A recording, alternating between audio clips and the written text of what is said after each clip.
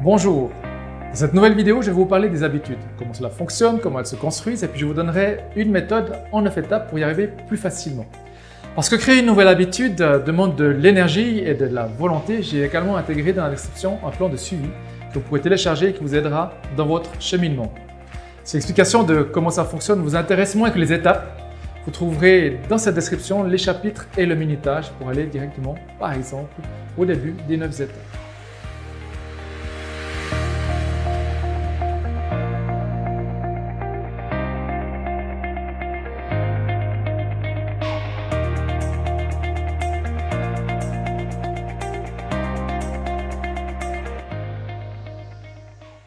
Décider du chemin à prendre pour se rendre au travail, choisir ce que nous allons manger ou encore décider de notre façon d'organiser nos journées. Selon une étude, plus de 40% de nos comportements seraient en fait l'expression d'habitudes automatiques. L'habitude est une fonction de notre cerveau qui nous permet d'économiser de l'énergie. Lorsqu'une tâche est répétée plusieurs fois, le cerveau va automatiser le processus et nous rendre la tâche plus légère et moins gourmande en énergie. Comme par exemple pour l'apprentissage de la conduite qui s'avère beaucoup plus simple après quelques heures. On sera peut-être beaucoup plus critique pour d'autres habitudes contre-productives qui ont été automatisées sans que l'on en ait eu vraiment conscience, comme la dépendance aux notifications, au fast-food, au sucre, dire oui alors que l'on devrait dire non, se comparer en permanence aux autres. Ces comportements par défaut, bons ou mauvais, sont devenus des réflexes par le renforcement des circuits neuronaux qu'ils empruntent. Un circuit neuronal renforcé fera circuler la commande nerveuse plus rapidement et plus intensément. Cette intensité donne alors beaucoup plus de chance à un comportement ou à une pensée ou même à une idée d'aboutir plutôt que de disparaître dans les méandres de notre cerveau. Notre cerveau est parfois appelé matière grise parce que de l'extérieur, le cerveau est surtout gris. Mais il y a aussi de la matière blanche qui remplit près de 50% de notre cerveau. Il s'agit de la myéline, qui se produit naturellement en grande partie pendant l'enfance. Les enfants sont comme des machines génératrices de myéline qui absorbent l'information sur le monde et sur eux-mêmes. En vieillissant, nous continuons à produire de la myéline, mais à un rythme plus lent et demandant plus d'efforts. La myéline agit comme une gaine autour d'un fil électrique qui va faciliter et accélérer le passage de l'information qui se fait sous forme d'impulsion. Une étude des scans de cerveau de musiciens experts a suggéré que la quantité estimée de pratique d'un pianiste expert dans l'enfance et son adolescence était corrélée avec la densité de matière blanche dans les régions du cerveau liées à l'agilité motrice des doigts. Et surtout, il y avait une corrélation directe entre le nombre d'heures de pratique et la densité de la matière blanche, la myéline. Comprendre le rôle de la myéline signifie non seulement comprendre pourquoi la quantité de la pratique est importante pour améliorer votre habileté, mais aussi également la qualité de la pratique. Si nous pratiquons mal et ne corrigeons pas nos erreurs, nous allons myéliniser les erreurs, ce qui ne nous sert strictement à rien. Si vous êtes intéressé à en apprendre davantage sur la myéline et l'acquisition des compétences, consultez le livre de Daniel Coyle, The Talent Code, ou alors le livre de Bernard Zalk et de Florence Rosier, La myéline, le turbo du cerveau.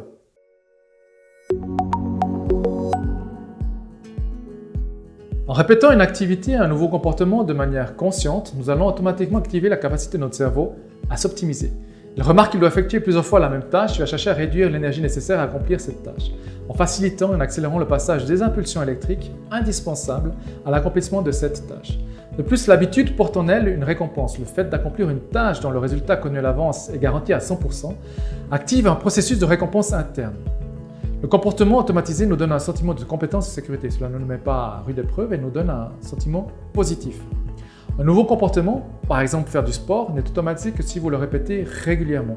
Vous devriez choisir des situations peu nombreuses et aussi concrètes que possible dans lesquelles vous pouvez pratiquer de nouveaux comportements de manière quotidienne, ou même plusieurs fois par jour. Par exemple, utiliser les escaliers à plusieurs reprises au lieu de l'ascenseur. La répétition est la clé de l'automatisation. Pensez aux comportements qui se sont déjà automatisés, combien de temps et à quelle fréquence vous allez répéter un comportement jusqu'à ce qu'il devienne une habitude. Prenez par exemple la conduite. Souvenez-vous de votre première leçon de conduite et à quel point il était difficile de prêter attention en même temps à toutes les données nécessaires. Trafic, vitesse, signalisation, piétons et vélos. Et qu'en est-il aujourd'hui après des milliers de kilomètres? Dans vos premières années d'école, vous avez laborieusement mis les lettres les unes après les autres et appris à lire couramment pendant de nombreux mois. Et qu'en est-il maintenant?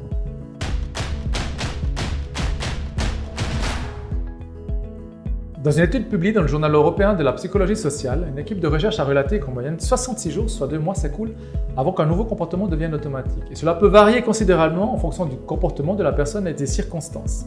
Dans cette même étude, on parle que l'habitude a mis entre 18 et 254 jours pour s'installer, pour des habitudes de complexité différentes. tels que boire une bouteille d'eau au cours d'un repas ou alors courir 15 minutes avant le dîner. Alors, il faudra probablement bien plus que les 21 jours cités couramment. C'est pourquoi il est important d'apprendre à aimer la mise en place de l'habitude.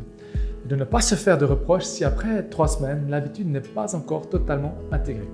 Les 9 étapes que je vais vous présenter vous permettront de raccourcir sensiblement le temps d'appropriation d'une nouvelle habitude. Savoir tenir le cap sur la durée et lors de la construction d'une nouvelle habitude vous permettra également de renforcer vos compétences de volonté et de confiance. Un changement réussi, c'est avant tout un plan de bataille bien construit qui ne laisse pas de place au hasard. Le processus de changement que je vous propose, afin de réduire sensiblement le temps d'intégration d'une nouvelle habitude, comporte les étapes suivantes.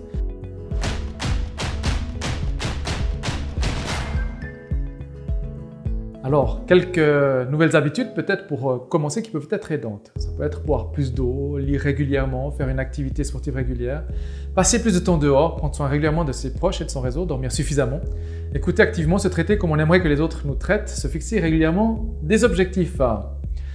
Je prends un exemple personnel. Un de mes objectifs est de développer un site internet pour retransmettre de l'information et des techniques de coaching et de développement personnel. Cela me permet de satisfaire à des valeurs humanistes tout en me permettant de mieux intégrer la matière de développer des standards d'excellence pour ma pratique du coaching. À côté d'un travail passionnant, pas toujours facile de gérer les priorités.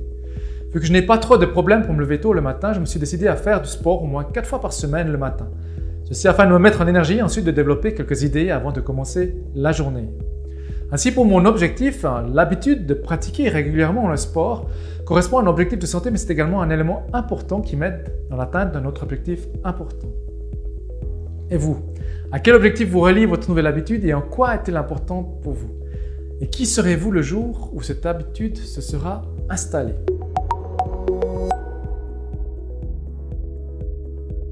Construire une nouvelle habitude, c'est aussi prendre de manière répétitive une décision qui va vous mettre en action.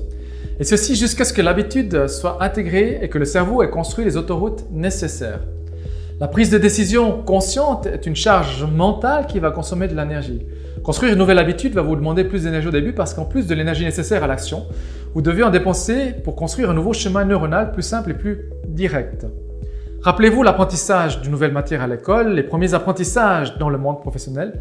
L'effort est plus important parce que l'on doit faire un assemblage de compétences dispersées mais pas forcément mises en lien.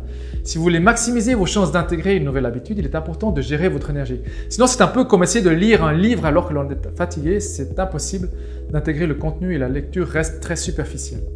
Si vous voulez maximiser vos chances de réussite, il est préférable de ne travailler que sur une seule habitude à la fois.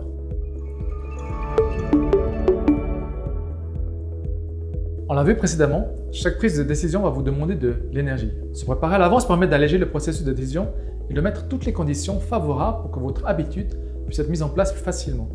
Réfléchissez à toutes les micro-décisions qui vont être nécessaires au moment où vous allez passer à l'action. Si par exemple votre habitude est de vous mettre à écrire ou à lire de manière régulière, le choix du livre, trouver la pièce adéquate, préparer l'environnement, déclencher toutes les perturbations, ce sont ces micro-décisions que vous pouvez prendre à l'avance.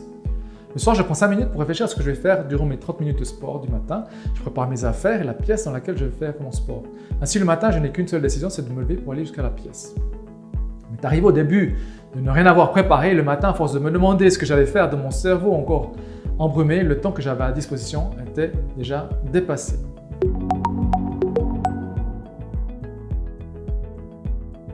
Vous voulez augmenter le temps à étudier un domaine particulier, mais vous avez trop tendance à regarder les séries.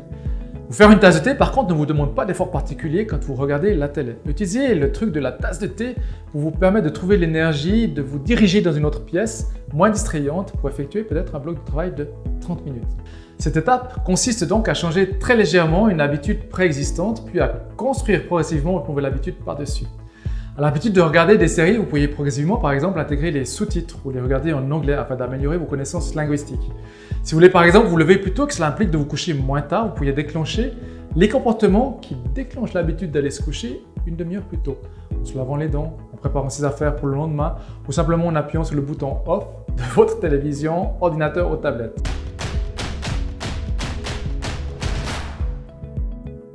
Pour faciliter la mise en place d'habitudes, il est bien de l'intégrer dans un contexte qui se répète, par exemple tous les jours entre 7h et 8h, ou alors chaque fois que vous rentrez dans une pièce en particulier.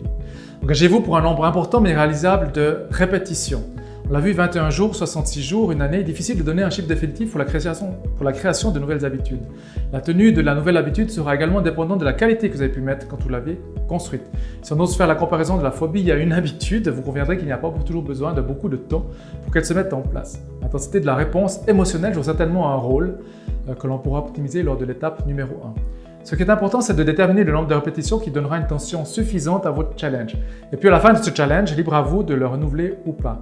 Au moment de le renouveler, rappelez-vous ce pourquoi vous l'avez mis en place et quels en sont les bénéfices et qu'est-ce que vous avez réussi à atteindre. Dans le cadre de ce point, vous trouverez dans la description également un plan que j'ai préparé qui va vous permettre de faire un suivi journalier indispensable à une bonne intégration de nouvelles pratiques.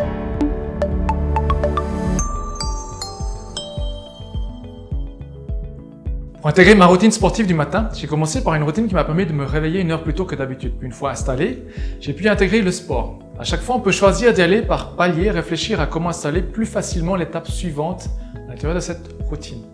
Au début, par exemple, je manquais d'énergie dans la journée, alors que je voulais l'effet contraire. J'y suis allé par palier en variant les intensités et j'ai modifié mon alimentation. L'habitude s'est installée et après 2 mois, il y avait un peu de lassitude. Alors je me suis rappelé ce que cette habitude m'a apporté, j'y ai intégré des changements dans les exercices, ce que je fais assez couramment depuis. De réfléchir à comment faire progresser l'habitude est très aidant. Cela m'empêche de mettre mon attention sur la remise en question du projet.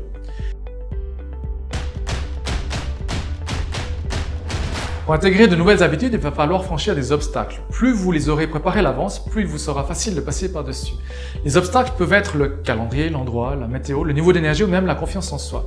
Pour les anticiper, il y a 2 solutions que je vous propose. La première, c'est de préparer déjà ce que vous ferez si l'obstacle arrive. On dispose de plus de créativité lorsqu'on fait cette réflexion dans le calme et non dans l'urgence. La deuxième solution, c'est de se visualiser en train de passer l'obstacle avec brio. Faites-le dans un endroit calme, en pensant à un endroit ressources.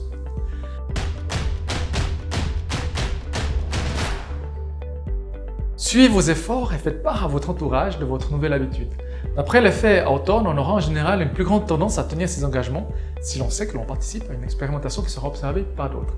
Les effets positifs sont le support de l'entourage ou de la communauté, mais aussi les rappels et peut-être la part d'ego qui s'y est engagée.